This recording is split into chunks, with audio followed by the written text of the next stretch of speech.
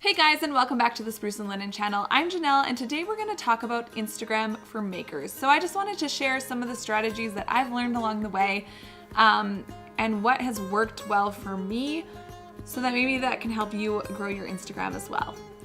So about a year ago, I won an Instagram profile audit with Brody Pearson. I will link him below. He has an Instagram course and is an educator for Instagram, and I found that incredibly helpful. Not only did he have some really good tips and ideas for me, he's very excited about Instagram and helping people grow their businesses with Instagram. And that was very nice because I don't know about you, but most of the people in my life are just like, why do you spend so much time on Instagram? You're spending too much time on Instagram, or just kind of like don't get it, which is totally fine because if you don't have a business you're trying to grow online, you don't really need to be on Instagram a whole lot. So it's really nice to talk to other like-minded people who are really excited about it, who are helping you grow and just have tips and tricks for you. So one of the things I will mention first and foremost is your bio. So the biggest thing on Instagram and selling in general, if people don't know what you're selling, they can't buy it and they're not going to buy it. So make your bio really, really clear. As soon as I switched mine from simply, I think I had it at like hand-woven wall hangings and decor, and that was it. Like it was very, very basic. As soon as I switched it to have my name, have what I make, to DM me for custom work, that you could find my work at Lululemon in Grand Prairie, like those kinds of things. You don't have a lot of space, but you do have some, so make sure that it is a good representation of what you do and why you're there. So if you're there to sell something, you know, say I'm an artist, I'm a painter, I sell my work. If you want custom work, this is where to go. All those kinds of things, you would be surprised how big of a difference that makes, and I found it made a really big difference for me. So next to the fact that you need a good, strong bio, you also need strong images. So whether you're using a fancy camera or you're using your iPhone or whatever smartphone you have, you need to have quality images of your work, especially if you're an artist trying to sell your art, right? You want to have the best images you can to properly portray your work, but also show that you put enough care into your work that you care also about how you're showing it in the online space. So even if you only have a smartphone, take your photos when it's light outside. Like use a window, let that natural light come in. If you don't want to get fancy with like buying lights and that kind of stuff, use what you have and then get a preset or a filter or something that can kind of start to make your images all look cohesive. You can use the Lightroom app. Like there's tons of different editing apps. I know a lot of people though like the Lightroom app, and then you can have presets in that. I like to use the desktop version of Lightroom, and I use my camera for my photos. So even if you're just starting out, like don't let it stop you if your images aren't perfect, but definitely put some effort into getting better and better at it. And the more you do it, the easier it gets, the better your images start to get. So the next thing I want to talk about is hashtags. So for me, I actually get a lot more views, it seems, from using hashtags than I necessarily do with my actual audience. So, which is kind of crazy, right? But the algorithms can make things weird. So I make sure that I use all 30 hashtags, so you are allowed 30 on each post. I use them all. I try to make them specific to the image. I have multiple lists of hashtags for different things. And how I found my list and came up with it is I went to other weavers' Instagrams. I kind of saw what hashtags they were using, and then I also just searched different hashtags and kind of see how many followers or how many posts that they have in them, and then I kind of just came up with a list that worked for me. It's always good to use local hashtags, so whether that's like hashtag your city, or for me I use like Canadian artist or Alberta artist and those kinds of things. Come up with a really good list that has some variety in it. I'm sorry if the lighting's changed. My cat is totally trolling me over here. She's behind the curtains, blocking the light, meowing at me. She's just, oh yeah, here she comes. Hi. Can I maybe just like finish filming this video? You're very interrupty today. So now that we've got some of the basics covered, your bio is good, your images are starting to get better, and you're using hashtags, let's talk about the types of posts that you could be posting. So one of the ones that surprised me that actually does really well is detail shots, which to some of you, I'm sure that's not a surprise, but for me it was, because I thought people would like to see my woven wall hangings in a decorated room so that you kind of see how it looks in a whole room. But for me, posts that do far better than that are really close up, where you can see the structure of the weaving, you can see the little details and the care and skill that I put into each piece.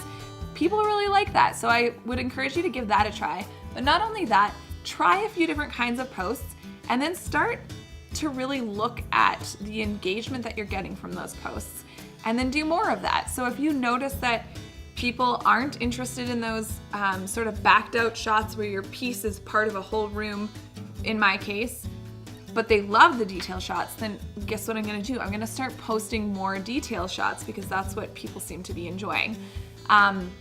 Another thing as a maker I would highly encourage you to do is time lapse. They have helped my Instagram grow like crazy. Like, there are some of those that I have over 50,000 views on, and I think there's some that are even higher than that.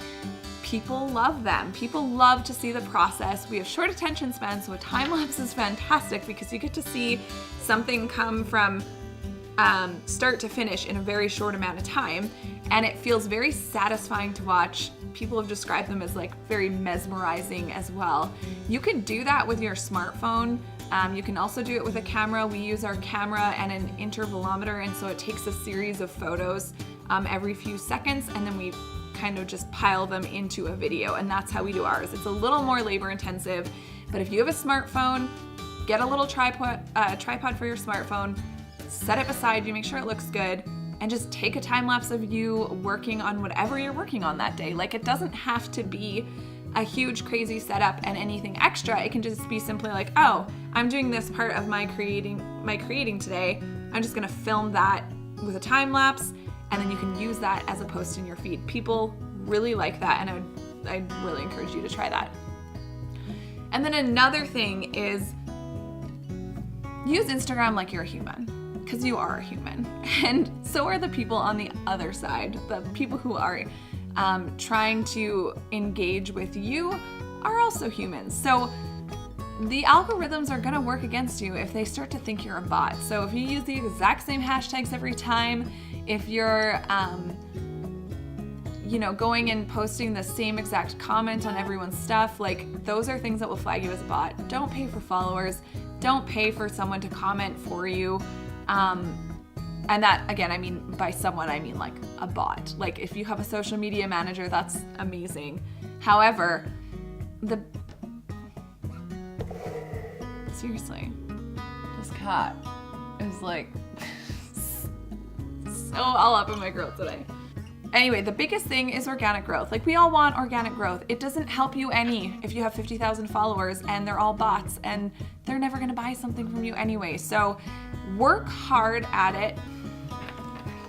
I am sorry, guys. This cat is just being a lunatic today. My goodness. Okay, the biggest thing with Instagram is just to use it like a human. Go post genuine comments on other people's work. Go follow people that you love their stuff. Engage with your followers, and always reply to every comment and message that you get, even if it's just very brief, and you're even just liking their comment if it's not something that really needs replied to. Do your best to reply to all of them, because that kind of ups the engagement rate, and it also makes people realize, like, you're human, and they get excited to talk to you and communicate with you, and you get to communicate with people from all over the world, which can really help grow your business, and you never know who might make an order from you. So that's another tip, is just to grow organically and be okay with the slow growth, because in reality, you don't need hundreds of thousands of followers to have a successful business. There's people out there with very few followers who have a really great business because they have found their sort of like niche market and their exact audience. And that's kind of what you want, because you don't want a bunch of people following you on Instagram who will never engage with you, never want to buy from you, don't care what you're saying, don't care what you're sharing. Like, that's not helpful to anybody. So that's also where I am just like, I am not a follow for follow kind of person. I follow Instagram accounts I'm interested in, And I hope the people that are following me are actually interested in what I'm doing, because, you know, there's so much noise out there. Let's just, you do you. You know what I mean? Like the follow unfollow game is very frustrating. And so sometimes you'll find that you're like, oh, this person with 50,000 followers and I just have 1,000 followers has just followed me. That's amazing. And then you realize 2 days later they've unfollowed you because you didn't follow back. So don't do that. Just organic growth is the best way to go. That's where you're gonna find your actual niche market. And another tip, of course, is to use your Insta stories to show behind the scenes.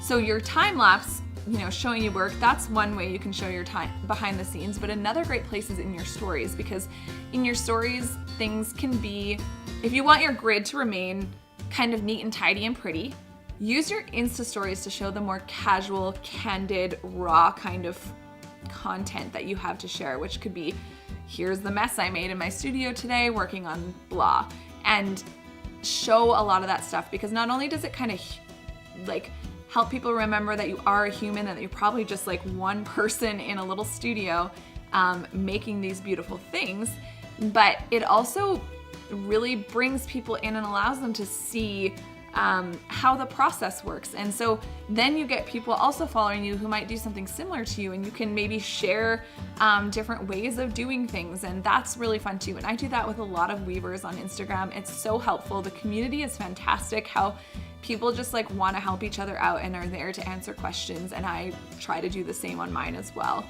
So yeah, guys, I feel like there's a lot of information out there to grow your Instagram as a service provider, but for us makers, Instagram is such an amazing platform because the content part is actually easier in a sense, because we just need to take pictures of the stuff we made, right?